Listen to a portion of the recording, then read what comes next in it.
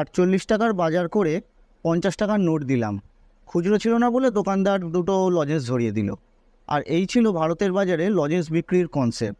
আর এই কনসেপ্টের ওপর দাঁড়িয়ে পারফেটি, আইটিসি, পার্লের মতো কোম্পানিরা কয়েক হাজার কোটি টাকার লজেন্স বিক্রি করতো। অথচ কমপ্লিটলি একটা ডিফারেন্ট সেক্টর থেকে একটা আবিষ্কার এলো ইউপিআই। লোক মোবাইলের মাধ্যমে পেমেন্ট করা শুরু করলো, আর লজেন্সের বিক্রি গেল কমে। অবস্থা এমন যে লজেন্স কোম্পানিগুলো প্রায় বন্ধের মুখে। অথচ দেখুন, লজেন্স কোম্পানিরা কোনো দিন মোবাইলকে বা ইউপিআইকে নিজের থ্রেট হিসেবে দেখেইনি, যেমনটা দেখেনি টর্চ, রেডিও বা ক্যালকুলেটরের মতো কোম্পানিরাও। কখন কোন ইন্ডাস্ট্রিতে কি ইনোভেশন হবে আর তার প্রভাবে কার চাকরি কখন চলে যাবে, এটা আমরা কেউ বলতে পারি না। দেখুন না, সান ফ্রান্সিসকোয় ওয়েমো নামক একটা কোম্পানি, তারা ড্রাইভারলেস ক্যাব সার্ভিস চালু করেছে। অর্থাৎ ওলা, উবেরের মতো আপনি একটা হয়তো ট্যাক্সি বুক করলেন, গাড়ি তো এলো কিন্তু গাড়িতে ড্রাইভার নেই।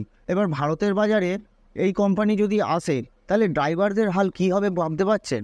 আপনি যদি ভাবেন আমার যে কাজ আমি করি তাতে তো কোনো রিপ্লেসমেন্ট হয়ই না, মানুষ দিয়েই করতে হবে। এই তো দেখুন না, কদিন আগেই সুপ্রিম কোর্টের প্রধান বিচারপতি জাস্টিস DY চন্দ্রচূড় প্রথম ভারতের AI লয়ার উদ্বোধন করে দিল। অর্থাৎ উকিলের কাজ করবে কম্পিউটার। তাহলে উকিল থেকে ড্রাইভার যে কেউ যখন তখন যদি রিপ্লেস হয়ে যেতে পারে, আপনি আমি তো কোন ছাড়। তাই নিজের ইনকামের পাশাপাশি একটা দ্বিতীয় ইনকামেরও রাস্তা সবসময় মানুষের খুলে রাখা উচিত। আর এই ফ্লেক্সিবিলিটি আমাদের দেয় শেয়ার বাজার। এখানে একটা কোম্পানি ভালো না চললে তা থেকে মাত্র 5 সেকেন্ডেই আর একটা কোম্পানিতে সুইচ করা যায়। কিন্তু শেয়ার বাজারে ইনভেস্ট করতে গেলে তো শিখতে হবে। শিখুন না, বই পড়ুন, ভিডিও দেখুন, পডকাস্ট দেখুন, অনলাইন রিসার্চ করুন। আর যদি এতটা সময় না পান, আমার চ্যানেলটা ফলো করে নিন। আমি চয়ন করলে আমি টাইম টু টাইম বেসিক থেকে একদম অ্যাডভান্স লেভেল অবধি আপনাদেরকে কীভাবে শেয়ার বাজারে ইনভেস্ট করতে হয় সবটা শেখাবো।